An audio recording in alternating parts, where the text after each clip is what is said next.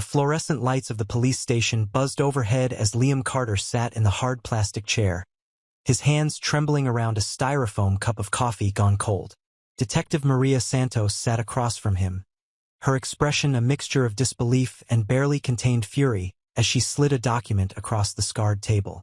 "Mr. Carter," she said slowly, "according to this death certificate, you died 6 months ago. Car accident on Highway 12. My body burned beyond recognition."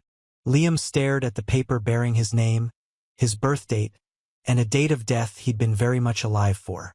The signature at the bottom belonged to his brother, Marcus Carter, next of kin, the person who'd identified the body. "That's impossible," Liam whispered, though his voice carried no surprise, only a deep, bone-weary exhaustion. "I've been in Alaska, working on a fishing vessel, the Northern Dawn." He'd left Seattle 9 months ago after the argument with his family, the same argument they'd been having for years.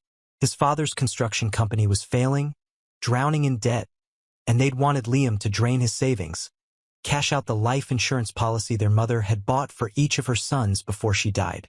"Family takes care of family," his father had shouted. But Liam had refused. That money was his future, his escape from the toxic cycle of bailouts and broken promises. So he'd left, found work on a fishing boat where cell service was spotty, and the only thing that mattered was hauling in the catch. He'd needed the silence, the distance, the cold, clean air of the Bering Sea to clear his head. Detective Santos pulled out another document. This one made Liam's blood run cold. Life insurance payout, $750,000. Paid to your father, Richard Carter, and your brother, Marcus Carter, as co-beneficiaries. Claim filed 4 days after your supposed death. Paid out in full 6 weeks ago. The room tilted. Liam gripped the edge of the table. "They killed someone," he said, his voice hollow. "They found someone and—" "We don't know that yet," Santos interrupted. But her jaw was tight. The body in that car was burned badly. Dental records were inconclusive. Your brother provided personal effects found at the scene. Your wallet, your watch, your jacket. Items Liam had left in his apartment in Seattle when he'd departed for Alaska. Items his family had access to. The detective leaned forward. "Mr. Carter, I need you to tell me everything. Start from the beginning." Liam had always been the responsible one. While Marcus partied through college and dropped out twice, Liam had worked 2 jobs to get his engineering degree. While his father made reckless business decisions and borrowed from loan sharks, Liam had built a careful savings account and had been 3 months from buying his first house. Their mother, Sarah Carter, had died when Liam was 22, Marcus 25. Cancer had taken her quickly, but not before she'd sat both sons down and made them promise to look after each other, to look after their father. She'd taken out life insurance policies on both of them years before, $750,000 each, naming Richard as beneficiary, with the brothers as co-beneficiaries on each other's policies. "Just in case," she'd said, her hand thin and papery in Liam's. "So you boys never have to worry. So you can take care of Dad if something happens to either of you." Liam had honored every promise to his mother except the last one. He couldn't keep pouring money into the black hole of his father's pride and Marcus's irresponsibility. The construction company was bleeding out from poor contracts and worse management. Marcus had gambling debts. Together, they'd asked Liam for money 40, 50 times over 4 years. The final argument had been in his father's living room, the same room where Liam had grown up, where family photos still lined the mantel. His mother's face smiled down from a dozen frames, frozen in happier times. "You're selfish," Marcus had spat. "Mom would be ashamed of you." Richard had said nothing, just stared at Liam with tired, desperate eyes. Liam had left that night, changed his number, drove to Seattle and found a boat heading north. He'd sent one email from a library in Juneau. "I'm safe. I need space. Don't contact me." He hadn't expected them to respect that boundary. He certainly hadn't expected them to declare him dead. Detective Santos made calls. Within hours, Liam was standing in a small conference room with 3 other detectives, an assistant district attorney named Philip Reeves, and a fraud investigator from the insurance company, a sharp-eyed woman named Denise Huang. This is one of the most brazen cases of insurance fraud I've seen in 15 years, Huang said, laying out a timeline on the whiteboard. The claim was filed suspiciously fast. The body was never positively identified, and the payout was expedited. Someone at the insurance company didn't do their job, Reeves added, making notes. But that's their problem. Ours is proving intent. They pulled security footage from the accident scene. The car had been Liam's old Honda Civic, the one he'd left at his father's house because the transmission was failing. At 2:47 a.m., the car had veered off Highway 12 and hit a concrete barrier at high speed. Witnesses reported an explosion. Fire had consumed everything. The accelerant patterns suggest arson, said Detective James Wu, pulling up the fire marshal's report. Someone wanted that body unidentifiable. Whose body? Liam asked, his voice cracking. Who did they kill? The room fell silent. Santos pulled up missing persons reports. We're looking, but there are a lot of unhoused people in Seattle who disappear and no one notices. The weight of it crashed down on Liam. His family hadn't just stolen from him. They'd murdered someone. An innocent person whose life meant so little to Marcus and Richard Carter that they'd burned them alive in a staged accident to collect insurance money. I want them arrested, Liam said. Tonight. The arrest happened at dawn. Liam watched from an unmarked car as police vehicles surrounded his father's house. The same house where he'd skinned his knees in the driveway, where he'd learned to throw a baseball, where his mother had sung him to sleep. Marcus was pulled from the front door in handcuffs, screaming obscenities. Richard came quietly, his face gray and empty. Neither of them saw Liam in the car. The interrogations were separate but equally devastating. Liam watched through one-way glass as Detective Santos sat down across from Marcus. We found Liam, she said simply. Marcus's face went white. That's impossible. He's alive. In Alaska. Very much not dead. The confession came in pieces. Marcus cracked first, always the weaker of the two brothers. He'd been desperate, he said. Owed money to dangerous people. Dad was going to lose the house. They'd been drinking, talking about how much better things would be if they had Liam's insurance money. How he'd abandoned them anyway. It was Dad's idea, Marcus sobbed. He said Liam had already left us. Said the money was wasted on him. Said Mom would have wanted us to survive. The victim's name was Thomas Riley, a 42-year-old man who'd been living in his car after losing his job. Marcus had met him at a shelter where he'd been volunteering, court-ordered community service from a DUI. Thomas had no family, no one looking for him. Marcus had offered him cash to help move some furniture. Instead, he drugged his coffee and put him in Liam's car. Richard had doused everything in gasoline. Marcus had pushed the car off the overlook. They'd watched it burn. In the other room, Richard Carter sat stone-faced as the evidence mounted. When finally confronted with Marcus's confession, he didn't deny it. He simply said, Liam stopped being my son when he walked away. The money should have been ours. The trial took 8 months. Liam attended every day, sitting in the gallery with Thomas Riley's sister, Patricia, who'd flown in from Ohio when police finally notified her of her brother's fate. She was a small woman with Thomas's eyes, and she held Liam's hand during the worst testimony. It's not your fault, she told him. You didn't know. You couldn't have known. But guilt ate at Liam anyway. A man had died wearing his identity, had burned alive because Liam had walked away from his family. The prosecution was merciless. They presented financial records showing Richard and Marcus had researched how to fake a death. They showed searches on Marcus's laptop, unidentifiable bodies, accelerant patterns, life insurance fraud. The defense tried to paint them as desperate men driven to extremes by abandonment.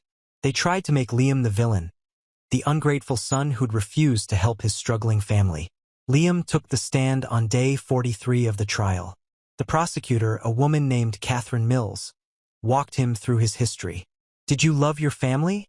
She asked. Yes, Liam said. I always loved them. That's why it hurts so much to set boundaries.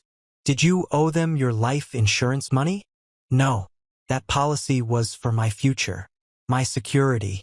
My mother bought it for me, not for them to cash in while I was still breathing. The defense attorney, a slick man named Gerald Hoffman, tried to break him on cross-examination. You abandoned your family in their darkest hour, Hoffman said.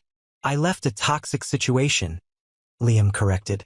I told them where I was, that I needed time. They chose to declare me dead instead. You could have helped them.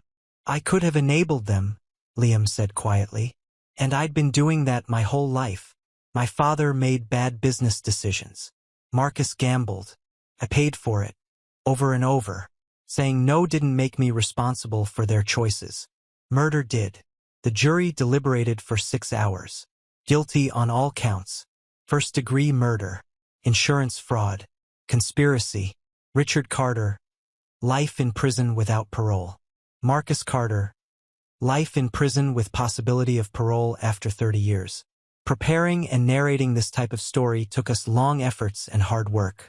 So if you are enjoying the story, please consider subscribing to our channel. The civil trial was faster. Liam sued his family's estate for damages, emotional distress, the cost of rebuilding his identity, the life he'd lost.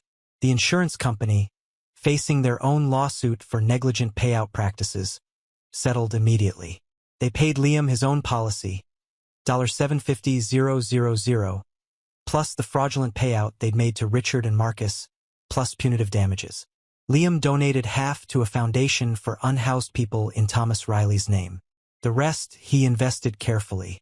Patricia Riley hugged him at the courthouse steps. Thomas would have liked you, she said. He always helped people who needed it. I'm so sorry, Liam whispered. I know, but you survived. That matters too. 2 years later, Liam stood in front of a community center in Seattle's Pioneer Square neighborhood. The sign above the door read, "The Thomas Riley Center for Second Chances." It was a place for people transitioning out of homelessness, job training, counseling, legal aid, everything Thomas might have needed to get back on his feet. Liam had used a portion of the settlement to fund it. He worked there 3 days a week as a volunteer, using his engineering degree to teach resume skills and interview preparation. Patricia was there for the ribbon cutting, along with Detective Santos, who'd become a friend during the long trial. Even Denise Huang from the insurance company attended, having left her old job to work in fraud prevention reform. You turned something horrible into something good, Santos said. Liam looked up at Thomas's photo mounted inside the lobby. A man with kind eyes who'd deserved better. I'm trying, Liam said. I can't bring him back. Can't undo what my family did. But I can make sure his name means something. That his death led to life for others. He'd visited his brother once in prison. Marcus had cried, begged forgiveness, said he'd been weak and desperate and wrong. I forgive you, Liam had said, but I'll never forget, and I'll never let what you did be meaningless. He hadn't visited his father. Richard had never apologized, never shown remorse. Some bridges, once burned, stayed ashes. Liam's new apartment overlooked the sound. Some nights he stood on the balcony and thought about Alaska, about the cold, clean water and the simplicity of hauling nets.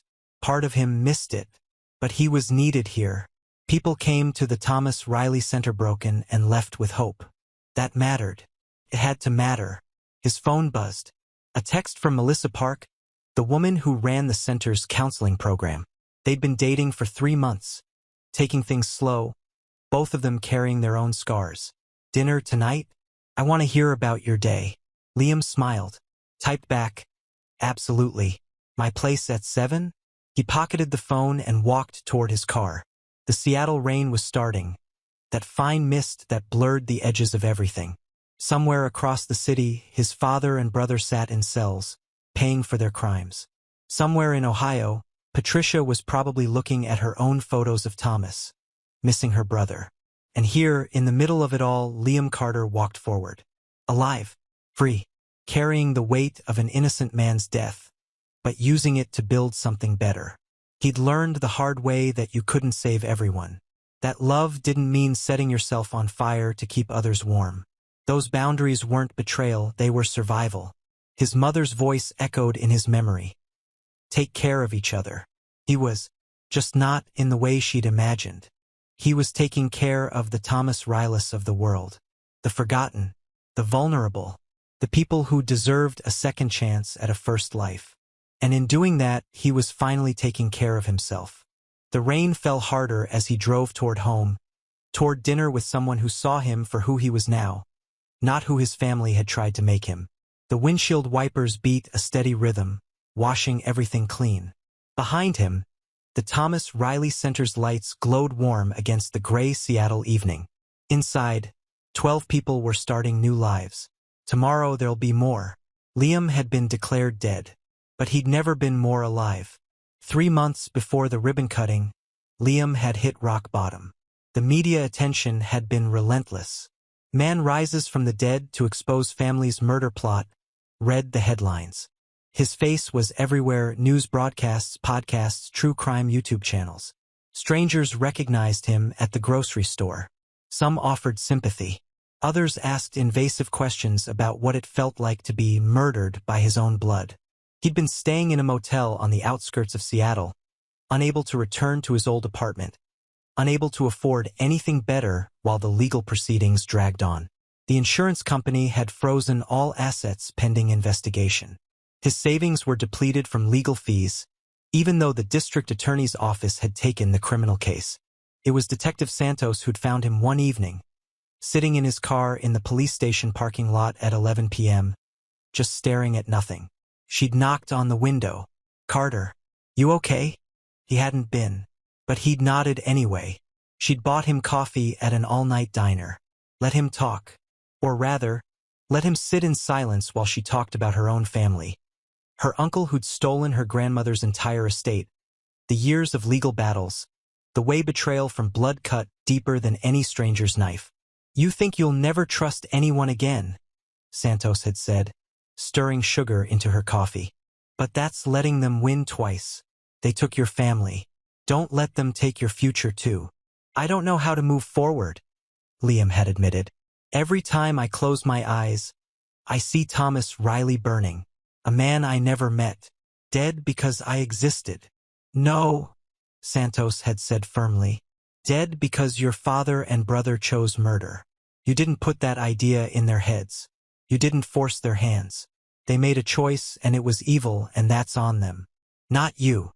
But knowing it intellectually and believing it emotionally were different things. The breakthrough came during a victim impact session before sentencing. The prosecutor, Catherine Mills, had asked Liam to write a statement describing how the crime had affected him. He'd stared at the blank page for 3 days. Finally, he'd written, "They didn't just try to kill me legally. They killed who I was. The son who believed family was forever. The brother who thought love could survive anything. The man who trusted that setting boundaries was enough protection. They taught me that the people who are supposed to keep you safest can be the ones who destroy you most completely. But they also taught me something else, that I'm stronger than I knew, that I can survive the unsurvivable, that I can take the worst thing that ever happened to me and transform it into meaning. Thomas Riley deserved better than to die as a prop in my family's greed. So I'm going to spend the rest of my life making sure his death wasn't meaningless. I'm going to help people like him, people the world overlooks, people who deserve a chance. My family tried to erase me. Instead, they created someone new, someone who knows exactly how precious life is, how fragile trust is, how important it is to fight for people who can't fight for themselves." Reading that statement in court, watching his father's blank expression and Marcus's tears, Liam had felt something shift inside him. Not forgiveness, not quite, but a kind of release. He couldn't carry their guilt anymore. It was theirs to bear. The insurance settlement had come through 2 weeks after the criminal trial ended. Liam had sat in the office of his attorney, Jonathan Park, who'd later introduced Liam to his sister Melissa, staring at the check. $1.8 million. Felt like blood money. Every dollar represented Thomas Riley's suffering, his family's negligence in investigating the claim, the systems that had failed at every level. "What do I do with this?" Liam had asked. Jonathan had leaned back in his chair. "You do something that matters. Something that would make looking in the mirror easier. The idea for the center had come that night. Liam had driven to the neighborhood where Thomas had been living before Marcus found him. A stretch of industrial buildings near the waterfront where people sheltered under overpasses and in doorways. He'd walked for hours talking to people, learning their stories. A veteran named Carlos who'd lost his housing after medical bills from a VA surgery bankrupted him. A woman named Shanice who'd aged out of foster care with no support system. A man named Deshaun who'd been released from prison with $40 and no job prospects. Each of them was one bad break, one stroke of bad luck, one system failure away from being Thomas Riley. Forgotten. Vulnerable. Easy prey for people like Marcus and Richard Carter. Liam had gone back to Jonathan's office the next morning with a plan. "I want to start a foundation," he'd said. "Job training, housing assistance, legal aid. Everything someone needs to rebuild their life. I want to name it after Thomas Riley. And I want it to actually work, not just be some tax write-off charity that accomplishes nothing." Jonathan had smiled. "Then let's build it right." It had taken 8 months of permits, property searches, hiring staff, and developing programs. Liam had thrown himself into it with an intensity that worried his therapist, Dr. Elizabeth Kim, but also seemed to be the only thing keeping him functional. "You're allowed to rest," Dr. Kim had said during one session. "You're allowed to process your trauma without immediately turning it into productivity." "If I stop moving, I'll fall apart," Liam had replied. "Then maybe you need to fall apart," she'd said gently. "Maybe you need to grieve what you lost before you can properly build something new." She'd been right, of course. The breakdown had come 3 weeks later, alone in the partially renovated building that would become the Thomas Riley Center. Liam had been installing shelves when he'd found a small notebook wedged behind a radiator, left over from the building's previous tenant. Inside were sketches. A child's drawings of houses and families and dogs. Someone's hopeful imaginings of a life they wanted. Liam had sat on the floor and sobbed for an hour. For Thomas. For the life his family had stolen from him. For the innocence he'd lost. For the mother who died believing her sons would take care of each other. For every broken dream in that abandoned notebook. When he'd finally stopped, when the tears had dried and his breathing had steadied, he'd felt lighter, emptier but in a good way, like he'd finally put down a weight he'd been carrying since that first moment in the police station. He'd kept the notebook, framed it, hung it in what would become his office at the center with a small plaque. "Dreams matter. We help rebuild them." The center's first client was a woman named Jennifer Ortiz, 34, who'd been living in her car for 6 months after her landlord illegally evicted her, and she couldn't afford both a lawyer and a new security deposit.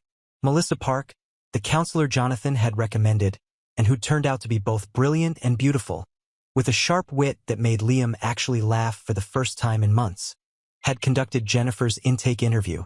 "What do you need most?" Melissa had asked. "A chance," Jennifer had said. "Just one real chance to get back on my feet." They'd given her that chance. Legal aid to sue her former landlord. She'd won. Job training in medical billing. Help with a security deposit through their emergency fund. 3 months later, Jennifer had her own apartment and a full-time job with benefits. She'd come back to volunteer on weekends. "You gave me my life back," she'd told Liam. "Let me help give that to someone else."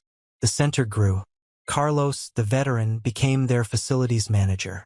Shanice completed a coding boot camp they'd sponsored and now worked as their IT coordinator. Deshaun ran their legal aid clinic, having gotten his paralegal certification through their education program. Each success felt like a small redemption, not for what Richard and Marcus had done, that could never be redeemed, but for Liam's own survival, proof that he could take destruction and build creation. His relationship with Melissa had started slowly. She'd asked him to coffee after 3 months of working together. Just coffee, nothing heavy. They'd talked about their families. Hers was warm and chaotic and loving in a way that made Liam's chest ache. "Hi." Well, she knew his story. "Do you think you'll ever forgive them?" Melissa had asked. Liam had considered it. Marcus, maybe. Eventually. He was weak and desperate and made the worst possible choice, but I think he actually feels remorse. My father? No. He looked at me in that courtroom like I'd wronged him by being alive. That's not someone capable of redemption. That must be hard, Melissa had said. Knowing one parent is just gone. My real parents died of cancer years ago, Liam had replied. The man in that prison cell is just someone who shares my DNA.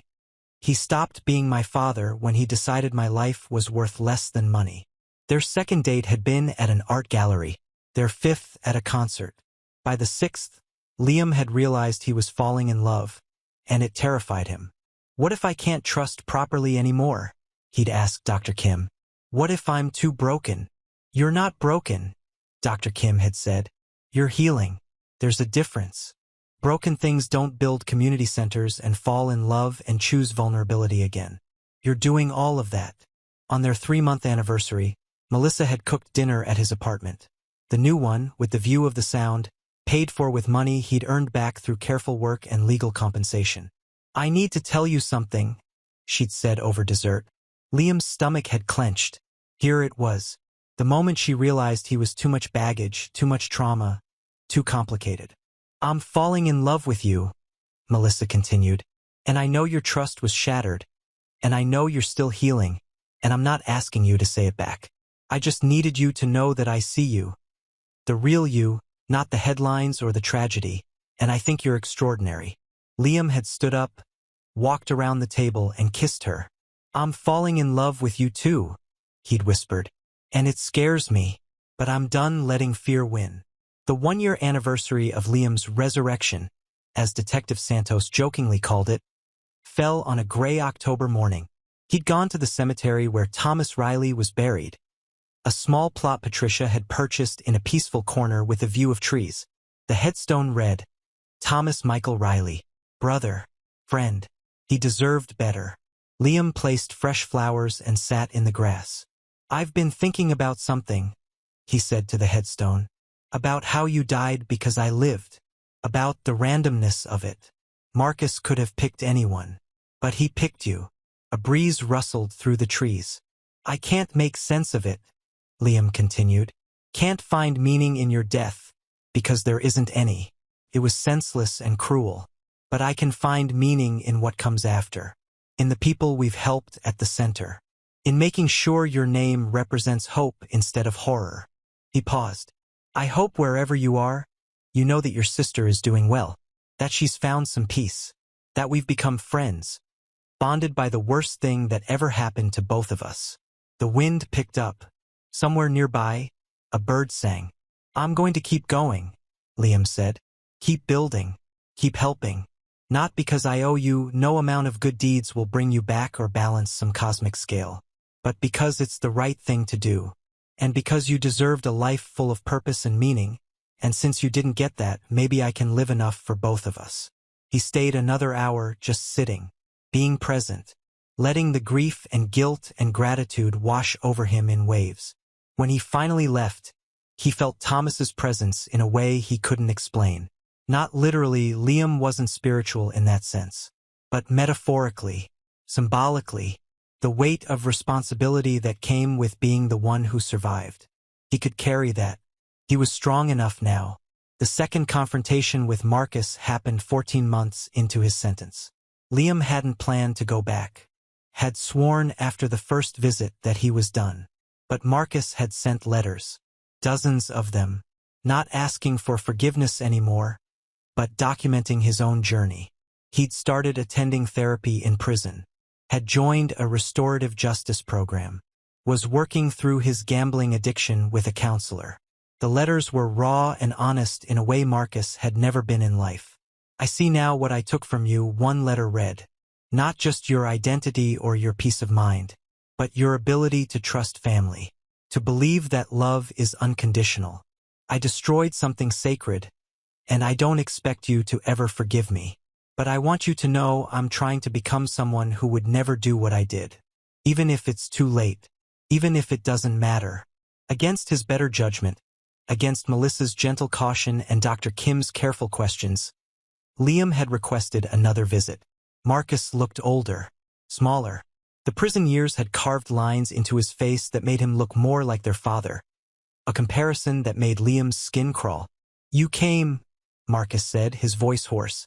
"I read your letters," Liam replied. "All of them." They sat in silence for a long moment. Around them, other inmates met with other visitors. Life continued even here. "Do you hate me?" Marcus finally asked. Liam considered the question carefully. "No. I did for a long time. Now I just feel sad. Sad for who we could have been. Sad for Thomas Riley. Sad for Mom, who died thinking her sons would take care of each other. I think about him every day," Marcus said. "Thomas. I see his face when I sleep. The moment I put those pills in his coffee. The way he trusted me because I'd been nice to him, because he thought I was helping." "Good," Liam said, and Marcus flinched. "I don't mean that cruelly, but you should remember. You should carry that. It's the least you owe him." "I'm trying to do better," Marcus said. "I teach GED classes here. Help guys who never finish school. It's not enough. Nothing will ever be enough. But it's something," Liam finished. "It's a start." Another silence. "Dad won't see me," Marcus said. "I've requested visits. He refuses. I think he blames me for getting caught, for not being strong enough to keep the secret." "He hasn't changed at all?" "No."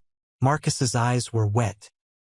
"He told his cellmate he wishes he'd killed you for real instead of finding a substitute. That you ruined everything by surviving. The words should have hurt. Instead, Liam felt only a distant sort of pity. "Then he's already dead," Liam said. "In every way that matters. You still have a chance to become someone new. He doesn't. Will you?" Marcus hesitated. "Will you ever be able to forgive me?" "Not now. But someday?" Liam stood up. The visit was almost over. "I don't know," he said honestly. "Maybe. But forgiveness isn't something you can earn or demand. It's something I'll give if and when I'm ready. And it doesn't mean we'll ever be brothers again. That person, the brother I had, died the moment you chose murder over asking for help." Marcus nodded, tears finally spilling over. "I understand. But," Liam added, "I won't stop you from becoming better. If you genuinely change, if you spend the rest of your life trying to be someone who helps instead of hurts, that matters. Not to me, necessarily, but to the world, to the people you'll impact." He turned to leave, then paused. "Mom would have wanted you to be better, Marcus. Not for me. For yourself. Don't waste the rest of your life." Preparing and narrating this type of story took us long efforts and hard work. So if you are enjoying the story, please consider subscribing to our channel. The 2-year mark brought unexpected news. The insurance company, facing massive reforms after the scandal, had created a new department specifically for suspicious death claims. They'd asked Liam to consult. "We want to make sure this never happens again," Denise Huang had said. "Your insight into how your family exploited the system's weaknesses could save lives." Liam had agreed. Once a month, he reviewed high-risk claims, looked for red flags, and asked questions that investigators might miss. He'd already prevented 3 potentially fraudulent payouts and caught 2 that turned out to be legitimate cases being wrongly denied. The work felt meaningful. Each fraudulent claim he stopped might prevent another Thomas Riley. Each legitimate claim he pushed through might save a family from financial ruin during genuine grief. Patricia Riley had become a regular presence in his life. She visited Seattle every few months, always stopped by the center, always brought stories of Thomas from their childhood. The brother who'd defended her from bullies, who'd taught her to ride a bike, who'd struggled with depression after his divorce but never stopped trying. "He would have liked the center," Patricia said during one visit. "He always wanted to help people. Volunteered at soup kitchens when he had his own place. That's how Marcus found him, actually. Thomas's kindness made him vulnerable."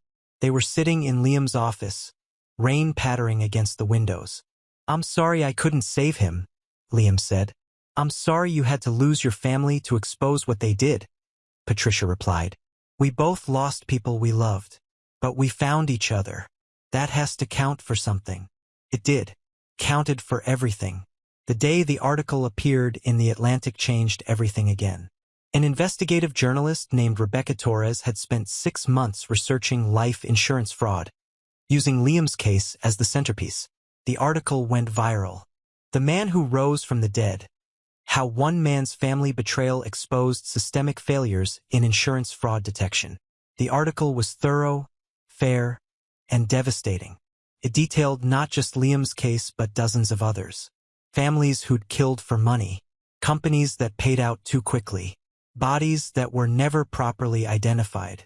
And it highlighted the Thomas Riley Center as a model for restorative justice, how Liam had transformed tragedy into tangible good. Within a week, Liam's phone wouldn't stop ringing.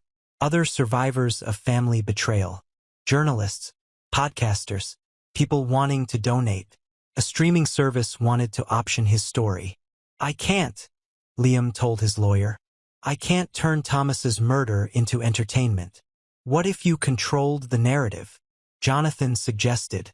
"What if you made sure any adaptation focused on the systemic issues? On insurance reform? On helping the vulnerable?" Liam considered it. The money from a deal like that could expand the center's services, open new locations, help thousands more people. "Only if Patricia approves," he said. "Only if Thomas's story is told with dignity. And only if every dollar goes to the center." In the end, they made a deal with a documentary series instead. True Justice: The Thomas Riley Case. Patricia consulted. Liam consulted. It aired 18 months later to critical acclaim and sparked actual legislative changes in insurance fraud detection. 3 years after being declared dead, Liam stood at the center during their annual anniversary celebration. Over 200 people filled the space. Former clients, current clients, staff, volunteers, donors. People whose lives had been touched by what Thomas Riley's death had created. Melissa stood beside him, her hand in his. They'd gotten engaged 2 months ago. A quiet proposal on the beach at sunset. No drama. No grand gestures. Just 2 people who'd found each other through the wreckage and decided to build something lasting. Patricia was there with her husband and 2 kids. Detective Santos with her wife. Denise Huang with her family. Even Jonathan Park, the lawyer who'd believed in Liam's vision from the start. Jennifer Ortiz, the center's first client, took the microphone. "3 years ago, I was living in my car," she said. "No hope, no future. The system had failed me and I thought I was done. Then I found this place. Found people who saw me as a person, not a problem. Who gave me tools instead of just sympathy." She gestured around the room. "Look at all of us. We're proof that one person's decision to transform pain into purpose can change hundreds of lives." Liam Carter was betrayed by the people who should have loved him most. But instead of becoming bitter, instead of giving up on humanity, he decided we were worth fighting for. Applause filled the room. Liam felt his eyes water. "Thomas Riley never got his second chance," Jennifer continued. "But because of Liam, because of Patricia, because of everyone who built this center, hundreds of us have. We carry Thomas's name forward.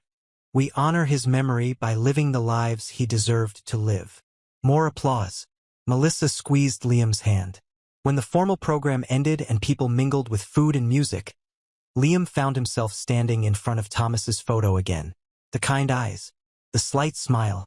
"We did it," Liam whispered. "Your name means something. You matter.